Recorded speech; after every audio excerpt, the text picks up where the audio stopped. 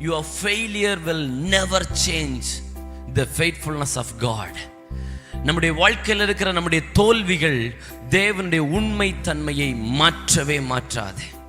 அவர் நம்முடைய வாழ்க்கையில ஏன் தெரியுமா அநேக நேரத்தில் வாக்குத்தத்தத்தை நிறைவேற்றுகிறார்? நம்முடைய வாழ்க்கையும் நம்முடைய செயல்பாடு நம்முடைய பேச்சுகள் தேவனுக்கு பிரியமில்லாமல் இருந்தாலும் அநேக நேரத்தில் அவர் தம்முடைய வாக்குத்தத்தத்தை நம்முடைய வாழ்க்கையில நிறைவேற்றுவது ஏனென்றால் அவர் பொய்யுரையாதவராயிருக்கிறார். அவர் தம்முடைய உண்மையில் பிசகாதவராக இருக்கிறார். அவர் மனிதன் அல்ல இன்றைக்கு ஒன்று சொல்லி நாளைக்கு தம்முடைய வார்த்தையை மாற்றுவதற்கு. அவர் மனுபுத்திரன் அல்ல, அவர் மனுஷன் அல்ல. நாம் நல்லா சந்தோஷமா இருக்கும்போது நிறைய வாக்குத்தத்தங்கள் கொடுக்கிறது. நான் உனக்கு ஆசீர்வதிப்பேன், உன்னை உயர்த்துவேன், உன்னை மேன்மைப்படுத்துவேன். ஆனால் நம்முடைய வாழ்க்கை கொஞ்சம் மாறும்போது, நாம் தேவனுக்கு பிரியமில்லாமல் நடக்கும்போது, நான் அன்றைக்கு நீ நல்லா இருந்ததுனால நான் சொல்லிட்டேன், அன்னைக்கு நீ பயங்கர பரிசுத்தமா நல்லா ஜபம் பண்ணிட்டு நல்லா நீதிமானா இருந்த, அதனால நான் வாக்குத்தத்தம் பண்ணிட்டேன். அன்னைக்கு நீ எனக்கு பிரியமானவனா வாழ்ந்த, நான் நினைச்சதெல்லாம் செஞ்ச, அதனால நான் வாக்குத்தத்தம் பண்ணிட்டேன்.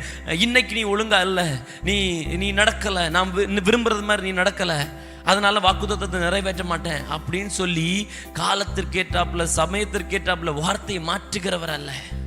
மனிதன் தான் என்ன செய்வான்னா, நம்மோடு கூட நல்லா ஐக்கியமா இருக்கும்போது சந்தோஷமா இருக்கும்போது அநேக வாக்குத்தத்தங்களை கொடுப்பாங்க. இன்னும் சொல்லுவாங்க, நான் உனக்காக உயிரே கொடுப்பேன் அப்படின்னு சொல்லுவாங்க.